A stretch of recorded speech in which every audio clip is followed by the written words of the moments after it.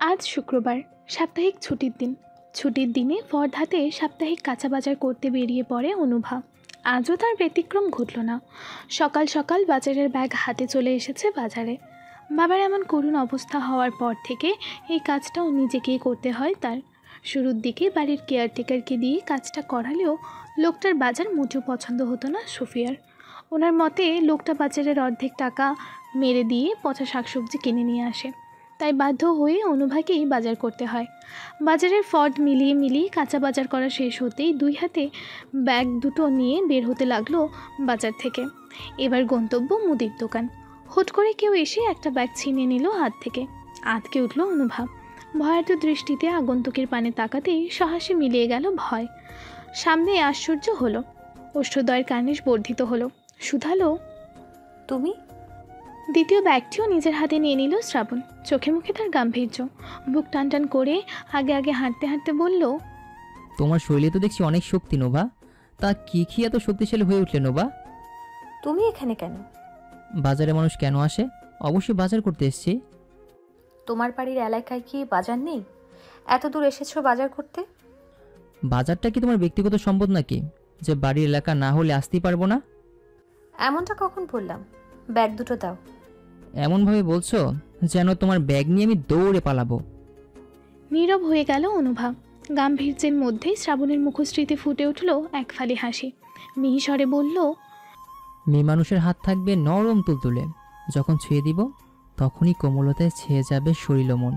তাই আমি চাই না এসব ভারী কাজকর্ম করে তোমার হাত পাথরের ন্যায় শক্ত হোক। এমন করে বলছো যেন সব সময় তুমিই এই কাজটা করে দাও। রোজ শুক্রবারেই তো আমি বাজার করি। পথিমধ্যে থমকে দাঁড়ালো শ্রাবণ। সন্দেহভাজন কণ্ঠে প্রশ্ন করল, ব্যাগগুলো কি তুমি বহন করো? ভরকে গেল অনুভা। মনে করার চেষ্টা করলো কিছু। মস্তিষ্কে বেশি চাপ প্রয়োগ করতে হলো না তার। সঙ্গে সঙ্গে মনে পড়ে গেল প্রত্যেক শুক্রবার নিজে বাজার করলেও ব্যাগ তাকে বহন করতে হয় না। বাজার শেষে আগ বাড়িয়ে কোথা থেকে যেন কোনো না কোনো লোক চলে আসে ব্যাগ বহন করার জন্য। অনুভা বাধা দিলেও তার বাধা মানতে নারাজ। পারিশ্রমিক দিতে চাইলেও তা না নিয়ে চলে যেত তারা। ঘটনাটা নিয়ে অতটা মাথা না ঘামালেও মনের গহীনে এখন ঠিকই প্রশ্ন জাগলো, এই খবর শ্রাবণ জানলো কি করে? পূর্বের ন্যায় আবারও সামনের দিকে হাঁটা ধরল শ্রাবণ। তার পিছু পিছু অনুভাও হাঁটছে। বাজার পেরিয়ে রাস্তায় আসতে দেখা মিলল শ্রাবণের কালো গাড়িটার। গাড়িটা এখন সম্পূর্ণভাবে অনুভার পরিচিত। সেদিন রাতেই তো এই গাড়িতে করে তাকে পৌঁছে দিয়ে গিয়েছিল শ্রাবণ। গাড়ির ডিকিতে বাজারের ব্যাগগুলো রেখে অনুভার সামনে এসে দাঁড়ালো শ্রাবণ। হাত বাড়িয়ে বলল, বাজারে ফদটা দাও। বিস্মিত স্বরে অনুভা শুধালো, তা দিয়ে তুমি কি করবে? তুমি যা করছিলে তাই করব। বেশি কথা আমার একদম পছন্দ নয়, তা তো জানোই তুমি। এবার ফদটা দাও। শ্রাবণের স্বভাব সম্পর্কিত ভালোই ধারণা আছে অনুভার। এর সঙ্গে এটাও জানে ছেলেটা বড্ড ঘাড়ত্যাড়া। কথা না বাড়িয়ে বাড়ানো হাতখানায় ফর্দটা তুলে দিল। গাড়ির সামনের দ্বার খুলে অনুভার পানে গাঢ় দৃষ্টি রেখে শ্রাবণ বলে উঠল, লেখাপড়া ব্যতীত অন্য কোনো প্রশ্ন আমার মোটেও পছন্দ নয়। আমার অপছন্দনীয় কাজ করা মানুষ আমার পছন্দ নয়। নাও এবার গাড়িতে গিয়ে উঠে বসো, আমি আসছি। ফুসফুস করে কয়েকটা নিঃশ্বাস পরিত্যাগ করে গাড়িতে উঠে বসলো অনুভা। সে যে এই নিয়েও হাজারটা প্রশ্ন করবে তা খুব ভালো করে জানেই শ্রাবণ। তাই আগে আগে এতগুলো লেকচার দিয়ে কায়দা করে মেয়েটাকে দমিয়ে রাখলো। দরজা লক করে সত্তর পায়ে চলে গেল কোথাও। বিমুখ দৃষ্টি মেলে উদাস ভঙ্গিতে বসে আছে অনুভা। কয়েক মিনিট পার হতেই গাড়ির ভেতর প্রবেশ করলো শ্রাবণ। হাতে বেশ বড়সড় একটা পলিথিন ব্যাগ। ব্যাগটা অনুভার কোলে দিয়ে গাড়ির স্টার্ট দিল। অনুভা মিনমিন স্বরে জিজ্ঞেস করলো, মোট কত হয়েছে? ড্রাইভ করতে করতে পাল্টা প্রশ্ন এলো, কি কত হয়েছে? এগুলোর মোট দাম কত? প্রত্যুত্তর করল না শ্রাবণ। তার নিরুত্তর দেখে অনুভা ফের বলল, না বললে টাকাটা দিব কি করে? কেমন এক দৃষ্টিতে চাইল শ্রাবণ। তার এমন চাহনির সঙ্গে পূর্ব পরিচিত নয় অনুভব। তবে ধীর বুঝতে পারছে ছেলেটা যে চরম বিরক্ত হয়েছে এমন প্রশ্নে। কিন্তু কারো বিরক্তির ধার ধারল না অনুভব। কণ্ঠে গাম্ভীর্য এঁটে বলল, কি হলো বলছো না কেন? এমন করছো যেন তোমার কাছ থেকে টাকা নেওয়ার জন্য আমি মরেই যাচ্ছি। এই টাকা না পেলে আমার অবস্থা খারাপ হয়ে যাবে। সেম কোয়েশ্চেন তো আমিও করতে পারি। সশব্দে ভারী নিঃশ্বাস ত্যাগ করলো শ্রাবণ। প্রসঙ্গ বদলে বলল, অর্থিকাপুর কি অবস্থা? মোটামুটি ভালো। তন্ময় ভাই মারা গেছে, এটাই চরম সত্যি এবং বাস্তব। এইভাবে তো আর চলতে পারে না। নিজের ছেলেটার প্রতি তো অন্তত ওনার দায়িত্ববোধ এবং ভালোবাসা থাকা উচিত। বোন হিসেবে নিজের বোনের পাশে দাঁড়ানো তোমার কর্তব্য। সন্তান হিসেবে মা বাবার দায়িত্ব পালন করাও তোমার কর্তব্য। তাই বলে একা একটা মেয়ের পক্ষে সব দিক সামলানো কি সম্ভব? নিজের দিকে একটাবার তাকিয়েছ? ভেবেছ নিজের কথা? চোখে দৃষ্টি নত হলো অনুভার। কোনো উত্তর নেই তার কাছে। আর চোখে তাকে দেখে নিল শ্রাবণ। পুনরায় বলল, চোখের সামনে প্রিয় মানুষকে হারাতে দেখার যন্ত্রণা খুবই জঘন্য। উনি হয়তো এখনও মেনে নিতে পারেননি তন্ময় ভাইয়ের মৃত্যুটা। আর কয়েক মাস অতিক্রম হলেই ওনার মৃত্যুর 1 বছর পূর্ণ হয়ে যাবে। অথচ এখনও যদি আপু নিজেকে সামলে নিতে না পারে, তাহলে ওনার বড় কোনো ক্ষতি হয়ে যাবে না, তার কি গ্যারান্টি তিনি দিতে পারবেন? তাছাড়া বাচ্চাটারও তো একটা ভবিষ্যৎ আছে, তাই না? জন্মের পর বাবা হারিয়েছে, এরপর মাকে হারালে? আমার আর কি করার আছে? এই ট্রমা থেকে বের করে আনার জন্য কম চেষ্টা তো আর করছি না। সব সময় ঘরের এক কোণে পড়ে থাকে। মাঝে মধ্যে কাউকে না বলে কয়েই চলে যায় দুলাভাইয়ের কবরের কাছে। ওনাকে ভালো একটা সাইকিয়াট্রিস্ট দেখানো উচিত। এমন চলতে থাকলে পাগল হতে তো আর বেশি দিন লাগবে না ওনার। চকচকে দৃষ্টিতে শ্রাবণের পানে তাকালো অনুভা। এই কথাটা তো একবারও তার মাথায় আসেনি। না আসাটাই স্বাভাবিক। ছোট মাথায় সব দিক থেকে চিন্তা করতে গেলে এমনটাই তো হবে। বাড়ির পথে এসে থেমে গেল গাড়ি। অনুভা নেমে পড়ল। তার সাথে নামলো শ্রাবণও। ডিকি থেকে ব্যাগ দুটো নামিয়ে হাঁটা ধরলো সামনে। পিছু ডাকলো অনুভা।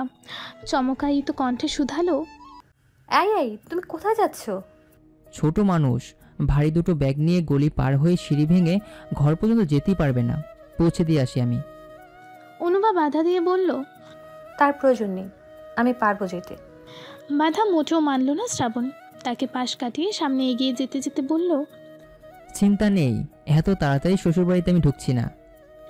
ভ্রুদয় কুঞ্চিত হলো অনুভার। প্রতিমধ্যে ঠায় দাঁড়িয়ে রইল। ততক্ষণে অনেকটা পথ হেঁটে সামনে এগিয়ে গেছে শ্রাবণ। টনক নড়ল অনুভার। দৌড়ে গিয়ে পা মেলল শ্রাবণের সঙ্গে। বিস্মিত স্বরে শুধালো, শ্বশুর? কে তোমার শ্বশুর? বিস্ময়াভূত চাহনি শ্রাবণের। বিরক্তিতে আড়ষ্ট হলো। মেয়েটাকে কিছু বোঝে না, নাকি বুঝেও না বোঝার ভান করে থাকে। কঠিন স্বরে উত্তর দিল, তোমার বাড়িওয়ালা। বাড়িওয়ালার তো কোনো মেয়ে নেই। তাহলে নিশ্চয়ই ছেলে আছে। তা অবশ্য আছে। বলেই চোখ বড় বড় করে তাকালো অনুভা। টনক নড়ে উঠল। কিছু একটা মস্তিষ্কে উকিয়ে দিতেই চিৎকার করে বলে উঠল, এই এই, ছেলে আছে মানে? তুমি কি গে? আস্তাগফিরুল্লাহ, গে হলে কবে থেকে? বিস্ময়ে হতবাক বাকরুদ্ধ হয়ে গেল শ্রাবণ। ছি, কি বলে এই মেয়ে? কয়েক মুহূর্ত নীরব থেকে বলল, তোমার কথাবার্তা খুব বাজে হয়ে যাচ্ছে নোভা। আমি একজন মুসলিম পুরুষ, গে হতে যাব কেন? না মানে, তুমি তো জিজ্ঞেস করলে ছেলে আছে কিনা। সেসব তোয়াক্কা করল না শ্রাবণ। অনুবার হাতে ব্যাগ দুটো ধরিয়ে দিয়ে যাওয়ার জন্য উদ্যত হলো। তার আগে শাসিয়ে বলে গেল, এরপর আর যদি কখনো আমার সম্পর্কে বেফাস কথাবার্তা বলো, তাহলে তোমার ওই মুখ খুলে ডাস্টবিনে ফেলে দেবো আমি। চুপসে গেল অনুভা। পিছু ডেকে বলল, তুমি না বললে ঘর পর্যন্ত ব্যাগ দিয়ে আসবে? তুমি কি বাচ্চা নাকি? নিজের কাজ নিজে করতে শিখো। তুমি তো বললে ছোট মানুষ। ভুল বলেছিলাম। ছোট মানুষের এসব আবল তাবল কথা বলতেই পারে না। আল্লাহ হাফেজ। অনুভাকে কিছু বলার সুযোগ না দিয়ে চলে গেল শ্রাবণ। তার যাওয়ার পথে তাকিয়ে রইল অনুভা। ভুল জায়গায় কি ভুল কথা বলে ফেললো সে? হয়তো। কিন্তু শ্রাবণের কথা শুনে এই শব্দটাই তো তখন মাথায় এলো। অনুভা নিশ্চিত ওর জায়গায় অন্য কেউ থাকলেও এই কথাটাই প্রথমে বলতো। আর কিছু না ভেবে বাড়ির ভেতরে প্রবেশ করলো সে। শুক্রবারে পারভিনা কাজে আসে না। অনুভাও আসার জন্য কখনো জোরাজুরি করেনি। ফ্রেশ হয়ে তাইমকে কোলে নিয়ে বোনের ঘরে পা বাড়ালো। জানালা ভেদ করে দূর আকাশের পানে তাকিয়ে আছে আর্থিকা। দুটো ঠোঁট তার নড়ছে। অপমানে আপন মনে বিড়বিড় করে যাচ্ছে এক ধ্যানে। কি যেন বলছে কাকে। অনুভা এগোলো। বোনের বিপরীতমুখী হয়ে বসে পড়ল। টাইম এক হাতে অনুভার ওড়না টেনে ধরে রেখে অপর হাতের বুড়ো আঙুল মুখে পুড়ে রেখেছে। ঘরে যে আরও দুটো প্রাণ উপস্থিত হয়েছে তা যেন খেয়ালই করেনি আর্থিকা। বড় বোনকে নিবিড়ভাবে পর্যবেক্ষণ করলো অনুভা। মন খারাপের ভান করে তাকালো তাইমের পাশে। তাকে বিছানায় শুইয়ে দিল সোজা করে। তারপর কিছুটা ঝুঁকলো তার উপর। দুঃখী দুঃখী কণ্ঠে বলল, মা আদর করে না, কোলে নেয় না বলে আমার বাবাটার খুব মন খারাপ, তাই না? থাক, মন খারাপ করে আর কি করবে? মা তো তোমায় ভালোবাসে না। মা না ভালোবাসুক তাতে কি? আমি তো আছি, আমি তোমায় খুব ভালোবাসি। নড়ে চড়ে উঠল আর্থিকা। অদ্ভুত দৃষ্টিতে তাকালো ছোট বোনের পানে। তাইম খিলখিলিয়ে হাসছে, আদো আদো কণ্ঠে বলে উঠছে, মা মা মা। শব্দগুলো শ্রবণনালী পর্যন্ত পৌঁছাতেই ধক করে উঠল আর্থিকার হৃদয়খানা। বিলম্ব না করে কোলে তুলে নিল নিজ সন্তানকে, মুখের দিকে তাকিয়ে বলল, কি বললে? আর একবার বলো। ড্যাব ড্যাব দৃষ্টিতে মায়ের মুখশ্রীতে তাকিয়ে রইল তাইম। মুখ দিয়ে পূর্বের ন্যায় বের হলো না কোনো শব্দ। অনুভা আফসোসের সুর তুলে বলল, শেষে কিনা মাকে রেখে খালাকে মা বলে ডাকছে তোর ছেলে। এবার কি হবে আপু? এটা তোর কাজ, তুই শিখিয়েছিস তাই না? মা ডাক শিখিয়েছি, কিন্তু আমাকে তো ডাকতে বলিনি। তাহলে তোকে দেখলে কেন মামা করে? আমার কাছে এসে চুপ থাকে কেন? এটা নিজেকেই প্রশ্ন কর না। সবার থেকে নিজেকে গুটিয়ে নিয়ে সারাক্ষণ একা একা বসে থাকিস। ওদিকে বাচ্চাটা বাবার আদর থেকে বঞ্চিত হয়েছে, এদিকে তুই কি করলি? স্বার্থপরের মতো নিজের কথাই ভেবে গেলি এবং এখনও যাচ্ছিস। বাচ্চাটাকে ঠিকমতো কোলে নিস না, খাওয়াস না পর্যন্ত। মাঝে মধ্যে কি হয় কে জানে, তখন যা একটু কোলে তুলে নিস। আচ্ছা, এভাবে বাচ্চা মানুষ করা যায়? বড় হয়ে যখন ও জানবে ওর মা ওকে অবহেলা করেছে, তখন কি প্রভাব পড়বে ওর উপর? তোকে আদৌ কি পারবে মায়ের স্থানে বসাতে? তখন আফসোস করতে হবে তোকে। এই সময়টা পুনরায় ফিরে পাওয়ার জন্য পাগল হতে হবে। বাবা মা এবং তোকে যতটা আমি ভালোবাসি, ঠিক ততটাই ওকেও আমি ভালোবাসি। পেটে না ধরেও যেন মা হয়ে উঠেছি। সারা দিন অফিসের কাজে ব্যস্ত থাকতে হয়। মা অসুস্থ, অসুস্থতা নিয়েই বাবার দেখভাল করতে হয় তাকে। বাইরের মানুষের কাছে সারাক্ষণ বাচ্চাটা থাকে। জানিস ওকে নিয়ে আমার কতটা চিন্তা হয়? একটু পরপর শুধু ওর সময় দেখি আর ভাবি কখন অফিস আওয়ার শেষ হবে আর আমি বাড়িতে আসবো। বারবার মাথায় প্রশ্ন জাগে, টাইম কাটছে না তো? ওর খিদে পায়নি তো? আর্থিকার চোখ চিকচিক করছে অশ্রুতে। বুকের সঙ্গে মিশিয়ে নিল ছেলেকে। ভারী নিঃশ্বাস ত্যাগ করে দম ছাড়ল অনুভব। তার গলাটাও ধরে এসেছে। পুনরায় বলল, আবারও বলছি, সত্যটা মেনে নে আপু, মুভ অন কর। এভাবে কাঁদলে, নিজের অযত্ন করলে, বাবুর প্রতি অবহেলা করলে দুলাভাইয়ের আত্মা যে কষ্ট পাবে। তুই কি চাস দুলাভাই কষ্ট পাক? অন্তরাত্মা কেঁপে উঠল আর্থিকার। দুদিকে মাথা নাড়িয়ে বলল, না না, ও কষ্ট পাক আমি তা চাই না। ও কেন কষ্ট পাবে? ও ভালো থাকুক, আমি শুধু অতটুকুই চাই। শুধু চাইলেই তো আর হবে না। আমি আর কাঁদবো না, বিশ্বাস কর, আমি আর একটুও কাঁদবো না। খুব আদর করবো আমাদের ছেলেকে। বলেই হাওমাও করে কেঁদে উঠল আর্থিকা। বোনের মাথায় হাত রাখল অনুভব। দীর্ঘশ্বাস ফেলে তাইমকে আর্থিকার কাছে রেখেই ত্যাগ করল কক্ষ। মায়ের কাছে যে সন্তানের কোনো ক্ষতি হবে না তা নিশ্চিত সে। শুক্রবারে সুফিয়ার ছুটি। এদিন নিজ হাতেই রান্না করে অনুভব, তাই সোজা চলে গেল রান্নাঘরে। অনেক বেলা করে বাড়ি ফিরল শ্রাবণ। রান্নাঘর থেকে পুরো ড্রয়িং রুমটা স্পষ্ট দেখা যায়। দুপুরে রান্না করছেন শান্তা। বড় ছেলেকে ঘরের দিকে যেতে দেখেই ডাকলেন তাকে। মায়ের ডাকে পথিমধ্যে দাঁড়িয়ে পড়ল শ্রাবণ। এগিয়ে এলো রান্নাঘরের কাছে, জিজ্ঞেস করলো, সাত সকালে কোথায় যাওয়া হয়েছে শুনি? সকালে খাওয়া কি হয়েছে আদৌ? বাইরেই খেয়ে নিয়েছি। কোথায় গিয়েছিলি? বাজারে। ছেলের কথায় হাতের খুন্তি নাড়াচাড়া থেমে যায় শান্তার। বিষয় ভরা দৃষ্টি মেলে সুধান। তুই আর বাজার? কই, কখনো তো তোকে বাজারের ধারে কাছেও যেতে দেখলাম না। তাহলে আজ গেলি যে? গেলি যখন তাহলে একা গেলি কেন? তোর বাবা তো সকালেই গেল, তার সঙ্গে যেতে পারতি। বাবার সঙ্গে তো ড্রাইভার ছিলই, আমার যাওয়ার কি প্রয়োজন তাহলে? তাছাড়া আগে যাইনি বলে যে এখনও যেতে পারবো না এমন তো কোনো কথাই ছিল না। তা কোথায় তোর বাজার, দেখা দেখি। আনিনি। বাজারে গিয়ে মনে পড়লো বাবা তো অলরেডি বাজার করতে বেরিয়ে পড়েছে। তাহলে শুধু শুধু আমি বাজার করে আর কি করব বলো? সন্দেহভাজন দৃষ্টিতে ছেলেকে আগাগোড়া ফের পর্যবেক্ষণ করলেন শান্তা। দম ছেড়ে বললেন, ও আচ্ছা, ঘরে যা তবে। সন্তর্পণে নিঃশ্বাস ফেলে নিজ কক্ষের দিকে পা বাড়ালো শ্রাবণ। প্রভাতের কিরণ ধরণীতে আফলিত হতেই সজাগ হয়ে উঠল জনজীবন। পল্লবী ভবনের সদস্যরা এসে উপস্থিত হয়েছে ডাইনিংয়ে। মুহূর্তেই সকল নিস্তব্ধতা ঘুচে শুরু হয়ে গেল গুনগুন আওয়াজ। বাচ্চারা খাবার সম্মুখে রেখে মেতে উঠেছে একে অপরকে খোঁচাখুচি নামক দুষ্টমিতে। রমণীরা খানিক বাদে বাদে হেসে উঠছে নিজেদের মধ্যকার কথার তালে তালে। টেবিলের কর্নারের একটি চেয়ারে বসে পাউরুটিতে জেল মাখাচ্ছে ব্যস্ত তানিম। আশেপাশে বোম ব্লাস্ট হলেও যেন তাতে কিছু যায় আসে না তার। আজ 1 সপ্তাহ ধরে নিজের 3 সন্তানকে নিয়ে বাপের বাড়িতে বেড়াতে এসেছে বড় বোন তিথি। তিথি এলেই বাড়ির পরিবেশটা একেবারে বদলে যায়। গুমট ভাব কেটে শুরু হয় হইচই। তখনই সেখানে উপস্থিত হলেন গম্ভীর ধাঁচের লোক আজিজুল হক। ওনাকে দেখতেই থেমে গেল সব হট্টগোল। তৎক্ষণাৎ যে যার মতো হুঁশিয়ার হয়ে উঠল। স্ত্রী আফসানা সিদ্ধ ডিম ভর্তি 1 প্লেট এনে স্বামীর সম্মুখে রাখলেন। খাওয়ায় মনোনিবেশ করলেন আজিজুল হক আর চোখে তাকালেন পুত্রের পানে। দৃষ্টি আকর্ষণের জন্য খুখু করে দুবার কাশলেন। তারপরে প্রশ্ন ছুড়লেন, ব্যবসা বাণিজ্য কেমন চলছে তোমার? মুখের রুটি শেষ করে পিতার মুখের পানে তাকায় তামিম। স্পষ্ট বাক্যে উত্তর দেয়, চলছে ভালোই। নিশ্চিন্ত হন আজিজুল হক। খাবার মনোনিবেশ করেন।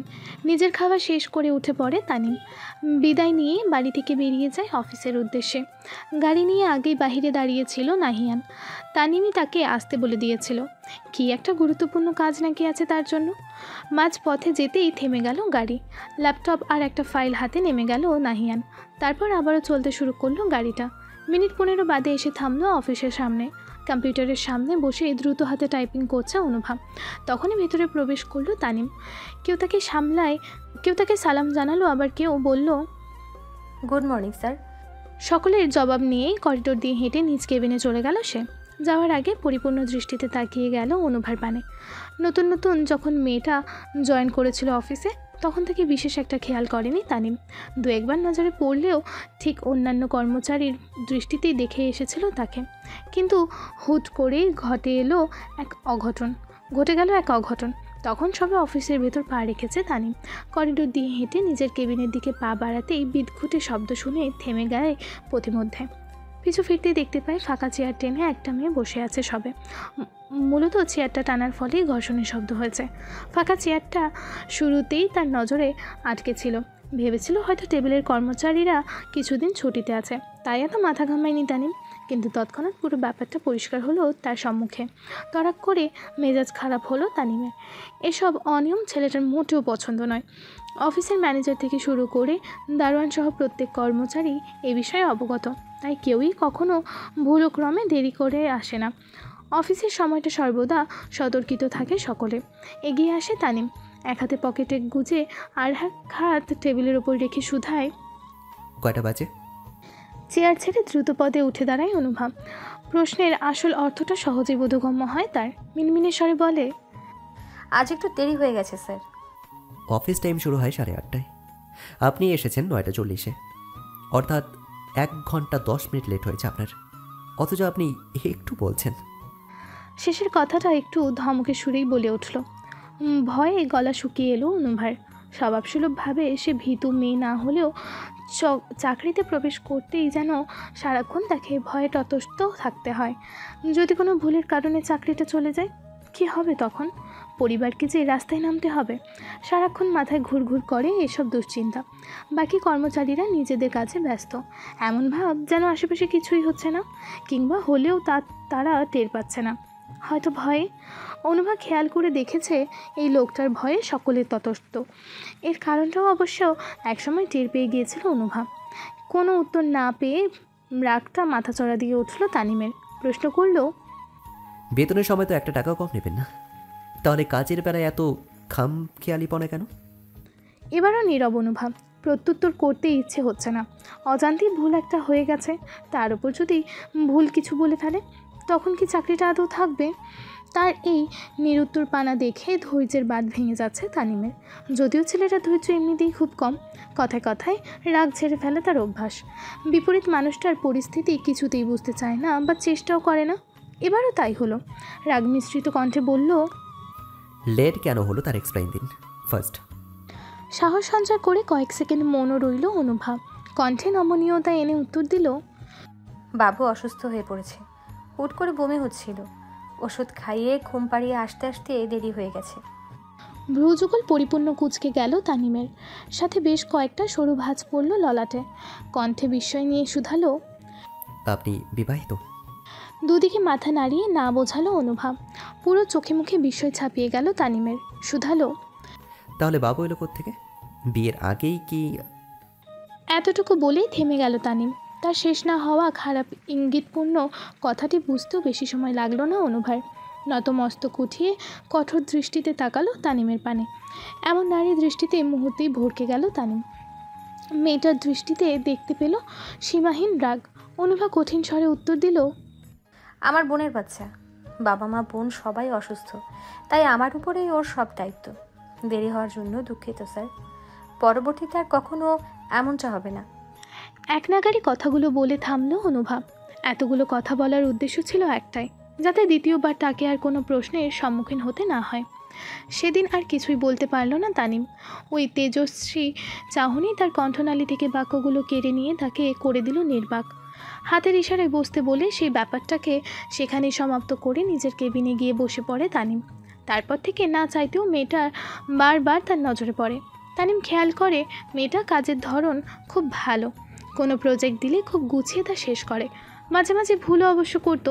এই যেমন নতুন কোনো ফাইল দিলে দেখা যেত অফিসেই ফেলে রেখে চলে গেছে, নয়তো কখনো বাড়িতে ফেলে রেখে চলে এসেছে অফিসে। এসব কারণে মেয়েটার প্রতি অনেক ক্ষোভও ছিল তার। কাজের প্রতি অভিজ্ঞ বলে শুধু বের করে দিতে পারছিল না অফিস থেকে। তার পাশাপাশি প্রতিবারই ওর পক্ষে নাহিয়ানের অজস্র সাফাই গাওয়া। নাহিয়ান ছেলেটা খুব ভালো, একেবারে তানিমের মনের মতো। প্রথম অফিসের পিএ হিসেবে তাকে সীমাবদ্ধ রাখলেও একসময় বানিয়ে নেয় অ্যাসিস্ট্যান্ট। ব্যক্তি জীবনের গুরুত্বপূর্ণ কাজসহ বিভিন্ন পরামর্শও তার কাছ থেকে নেয় তানিম। তার সঙ্গে থাকতে থাকতে নাহিয়ানও যেন স্যারের বলার আগেই অনেক কিছু বুঝে যায়। অনুভার সেদিনের অপরাধটা ছিল মারাত্মক। সেই মিটিংয়ের জন্য অনেকটা অপেক্ষা করতে হয়েছিল তানিমকে। প্রজেক্টরে কাজ যদিও আগেই শেষ হয়ে গেছিল, তবুও সে অনুভাকে ফাইলটা চেক করার জন্যই মূলত দিয়েছিল, যাতে কোনো ভুল না থাকে। মেয়েটা ভুল ধরতে খুব এক্সপার্ট, কিন্তু সেদিনই সে আসলো না। ক্লায়েন্টরা 3টে পর্যন্ত অপেক্ষা করে তাদের প্রতি ক্ষোভ নিয়েই চলে যায় অফিস থেকে। সেই রাগটা যেন কিছুতেই কন্ট্রোল করতে পারছিল না তানিম। ইচ্ছে করছিল মেয়েটাকে সামনে পেলে যা তা শুনিয়ে দিতে। দীর্ঘশ্বাস ফেলে নিজের চেয়ার টেনে বসলো তানিম। পুরনো কথাগুলো ভাবলেই তার হাসি পায়।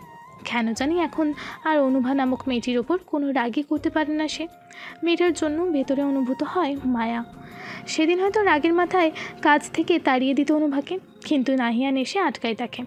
যতটুকু সম্ভব অনুভার পরিস্থিতি সম্পর্কে জানায়। তখনই মেয়েটির জন্য করুণা হয় তানিমের। সেদিন পুরোটা সময় ভেবে দেখে মেয়েটার অবস্থা। প্রায়শই সিসিটিভিতে মনোযোগ সহকারে দেখে মেয়েটাকে, তবে ইচ্ছাকৃত নয় বরং অনিচ্ছাকৃত। নিজের এমন কাজে কখনো কখনো অবাকও হয়। আজও ব্যতিক্রম ঘটল না। এক ধ্যানে তাকিয়ে আছে স্ক্রিনে, শুধু দেখে যাচ্ছে অনুভাকে। তবে অনিচ্ছাকৃত নয়, আজ ইচ্ছাকৃতভাবেই সে দেখছে। বাহ্যিকভাবে কেউ দেখে বলতেই পারবে না এই মেয়েটির জীবনে এত শত ট্র্যাজেডিতে ভরা। আচমকা ঠোঁটের কানে সে এক চিলতে হাসি ফুটে উঠল তানিমের। হুট করেই তার মনে হলো মেয়েটি সুন্দর। বাস্তবিক অর্থে এই সুন্দর মেয়েটিকে তার ভালো লাগছে। সে যে ভালো নয় বরং অন্যরকম। আবার এও বেশ ভালো করেই বুঝতে পারছে নাহিয়ানের সঙ্গে অনুভা নামক মেয়েটির চলাফেরা কথা বলা তার সহ্য হয় না। রাগ হয়, চরম রাগ। আজ 3য় এবং 4র্থ বর্ষ মিলিয়ে মোট 2টো ক্লাস ছিল শ্রাবণের। ক্লাস শেষে নিজের টিচার্স রুমে এতক্ষণ বসেছিল সে। দরজার কাছে আসতেই দেখতে পেল একটা মেয়ের সঙ্গে দাঁড়িয়ে ঝাঁঝালো কণ্ঠে কথা বলছে পিয়ন। মেয়েটার মুখখানা দেখতেই পরিচিত ঠেকলেও তার নিকট, কিন্তু নামটা আপাতত মনে পড়ছে না। এখানে হচ্ছেটা কি তা বোঝার জন্য সেখানেই ঠায় দাঁড়িয়ে রইল। মেয়েটি অনুরোধের সুরে বলছে, স্যারের সঙ্গে আমার কথা আছে, বলছি তো কথা বলেই চলে যাব। পিয়ন লোকটাও নাছরবান্দা, কিছুতেই মেয়েটিকে ভেতরে ঢুকতে দেবে না। কর্কশ কণ্ঠে বললেন, স্যার এখন বাহির হইবেন, তাই কথা কওয়া যাইব না, বেশি বাড়াবাড়ি করলে নালিশ করমু গিয়া। আপনি স্যারকে একবার বলে তো দেখুন। কি বলমু? দেখা করার লাইগা অনুমতিপত্র আছে? কই দেখান আগে। সামিরা অবাক হলো। স্যারের সঙ্গে দেখা করতে আবার অনুমতিপত্রও লাগে? প্রথম দিন যে কথা বললো তখন তো লাগেনি, আজ কেন লাগবে? শুধালো, অনুমতিপত্র লাগবে কেন? সেদিনও তো কথা বললাম, তখন তো লাগেনি। পিয়ন লোকটা ললাটে ভাঁজ পড়ল। দৃষ্টিতে যোগ হলো সন্দেহ। পাল্টা প্রশ্ন করলেন, অফিস রুমে গিয়া কথা কইছেন? না, ক্লাস শেষে বলেছিলাম। তাইলে আর কি, ক্লাসে কিংবা ক্লাস শেষে কথা কওয়ার আর অফিস রুমে ঢুইক্কা কথা কওয়া কি এক নাকি? অফিস রুমে ঢুকতে হইলে আলাদা দরখাস্ত লাগে, অনুমতিপত্র লাগে। এটাই বিশ্ববিদ্যালয়ের নিয়ম। এখন যান এখন ঠিকা। সামিরার মুখখানায় মলিনতা ভর করল। ফিরে যাওয়ার জন্য উদ্যত হতেই শ্রাবণ বেরিয়ে এলো বাহিরে। সবটা শোনার পরেও না শোনার ভান ধরে শুধালো, কি হয়েছে এখানে? এত হট্টগোল কিসের? পিয়ন চমকে উঠল, আমতামতা করে বলল, তেমন কিছু না স্যার, ক্যাম্পাসে নতুন পোলাপান আইছে, তাই নিয়ম কানুন না যাইনি দেখা করতে আইছে। আমি বুঝাইয়া তারাই দিছি। পরিচিত কণ্ঠস্বর শুনতেই পথিমধ্যে থেমে গেল সামিরা। পেছন ফিরে শ্রাবণকে বের হতে দেখেই চিকচিক করে উঠল অক্ষি যুগল। বিলম্ব না করে দ্রুত হেঁটে এগিয়ে এসে বলল, স্যার। ভ্রু কুচকে তার দিকে তাকালো শ্রাবণ। পিয়ন আঁতকে উঠল, বেয়াদব মেয়েটা আবার এসেছে। কিছু বলার জন্য উদ্যত হতেই শ্রাবণ ওনাকে থামিয়ে দিয়ে সামিরার উদ্দেশ্যে প্রশ্ন করল, কিছু বলবেন? উপর নিচ মাথা নাড়ালো সামিরা। পাল্টা প্রশ্ন করল, 2 দিন ধরে আপনি ক্লাসে আসছেন না কেন স্যার? ক্লাস ছিল না তাই। উত্তরটি জানতেই থতমত খেয়ে গেল সামিরা। নতস্বরে বলল, ওহ, তাহলে আপনার নেক্সট ক্লাস আবার কবে স্যার? ক্লাস রুটিন দেখেননি? না স্যার। এই প্রশ্ন করার জন্যই কি এখানে এসেছেন? ইতস্তত বোধ করলো সামিরা। ইচ্ছে করলো নিজের গালে নিজে হাত দিয়ে দুটো চড় মেরে দিতে। হ্যাঁ, একটা বলতে এসে বলে ফেলছে আর একটা। মনে করার চেষ্টা করলো কি যেন বলতে এসেছিল সে। না, কিছুতেই মনে পড়ছে না। এই পিয়ন ব্যাটার জন্যই আসল কথাটা ভুলে বসে আছে। তার নিরুত্তর ভাব দেখে বিরক্ত হলো শ্রাবণ। তারা দেখিয়ে বলল, আমার ক্লাস আবার কালকে। ক্লাস রুটিন সম্পর্কে সিনিয়রদের কাছ থেকে ভালো করে জেনে নেবেন। আর হুটহাট করে টিচার্স রুমে দেখা করতে আসবেন না। এটা ইউনিভার্সিটি, এখানে অনেক আলাদা আলাদা নিয়মকানুন আছে। যা সমস্যা হবে তা নোট করে রাখবেন। ক্লাসে গেলে তখন আমায় বলবেন, উত্তর দেওয়ার চেষ্টা করব। ওকে? আর কিছু বলার সুযোগ না দিয়ে গদগদ হেঁটে প্রস্থান করলো শ্রাবণ। হাস্যোজ্জ্বল মুখখানা চুপসে গেল সামিরার। এই মুহূর্তে খুব অপমানিত বোধ হচ্ছে তার। মিলি বারবার নিষেধ করেছিল এখানে আসতে, কিন্তু তাদের কথা না শুনে আসাটা যে অনুচিত হয়েছে তার ধের বুঝতে পারছে মেয়েটা। সন্ধ্যার খানিক পর অফিসে প্রবেশ করলো নাহিয়ান। সোজা ঢুকলো তানিমের কেবিনে। তানিম চেয়ারে বসে মোবাইলে কারোর সঙ্গে কথা বলছে, চোখে মুখে কাঠিন্যতা। নাহিয়ানকে দেখতেই হাতের ইশারায় তাকে বসতে বলল। আরও কিছুক্ষণ কথা বলে তারপর মোবাইলটা রাখলো টেবিলের ওপর। নাহিয়ান এগিয়ে দিল একটা ফাইলটা নিজ হাতে নিয়ে পৃষ্ঠা উল্টিয়ে দেখতে লাগলো তানিম। শুধালো, একটা সাইন করাতে এত দেরি হলো কেন? কি করব স্যার বলুন তো? গিয়ে দেখি উনি অফিসেই নেই। ওনার পিএ বলল এসে পড়বে। এই এসে পড়বে বলতে বলতেই 2 ঘন্টা অপেক্ষা করালো। তারপর জানালো ওনার স্যার নাকি বিকেলের আগে আসবেন না, কি একটা কাজে আটকে গেছেন। আমি তো ওনার সঙ্গে আগেই কথা বলে রেখেছিলাম, তারপরে এমন করলো। আর তুমি বা চলে এলে না কেন?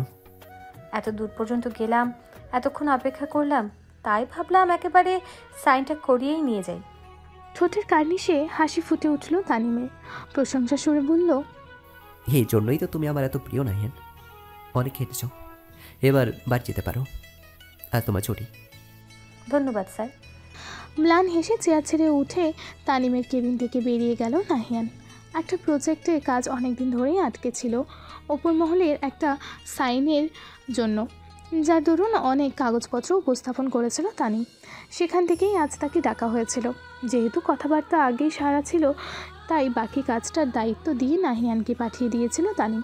অফিস শেষে নিজের টেবিলের সব জায়গা গোছ করে বের হলো অনুভা।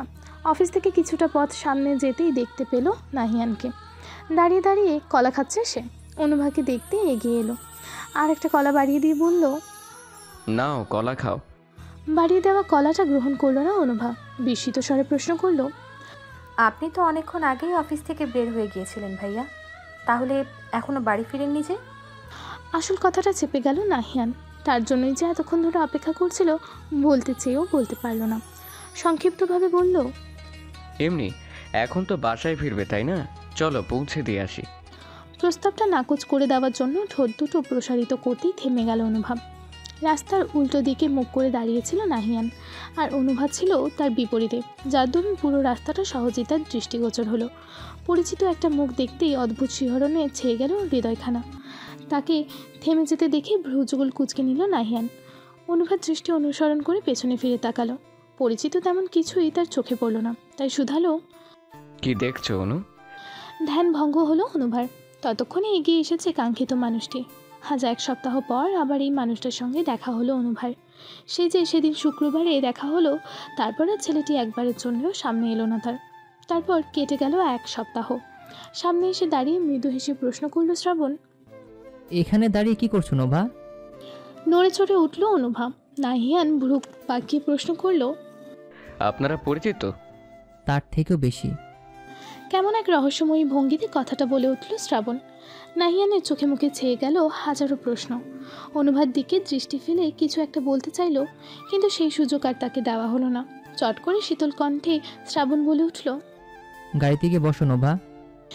এই কণ্ঠস্বরের বিপরীতে করা কিছু বলতে চেয়েও কেন যেন কখনোই কিছু বলতে পারে না অনুভব। কোথাও একটা বাধা অনুভব করে। এই মুহূর্তে কি করা উচিত সে বুঝতে পারল না। নিজেকে যথাসম্ভব স্বাভাবিক রেখে কিভাবে না বলবে ভাবতে লাগলো। ভাবনার মধ্যে ফির শোনা গেল সেই কণ্ঠস্বর। কণ্ঠে মায়া ঢেলে বলল, এখনো দাঁড়িয়ে আছো কেন? তুমি কি আমাকে সারাটা রাত এখানে দাঁড় করে রাখতে চাইছো নোভা? তাতে অবশ্য আমার কোনো আপত্তি নেই। তুমি পাশে থাকলে সারা রাত কেন, সারা দিনও আমি নির্দ্বিধায় এখানে দাঁড়িয়ে থাকতে পারবো। হুট করে এমনভাবে কেন কথা বলছে ছেলেটা? মনে হাজারো প্রশ্ন রেখেই নাহিয়ানের থেকে বিদায় নিয়ে সামনে হাঁটা ধরল অনুভব। তার যাওয়ার পানে তাকিয়ে থেকে অপরিচিত ছেলেটির উদ্দেশ্যে প্রশ্ন ছুড়ল নাহিয়ান। কে হন আপনি ওর? কি সম্পর্ক আপনাদের মধ্যে? মুচকি হাসল শ্রাবণ। একটু এগিয়ে এসে ফিসফিস করে বলল, আপনি এতদিন ধরে যা স্বপ্ন দেখছিলেন আমি ওর তাই হই। বিস্ময় ছেয়ে গেল নাহিয়ানের মুখশ্রী।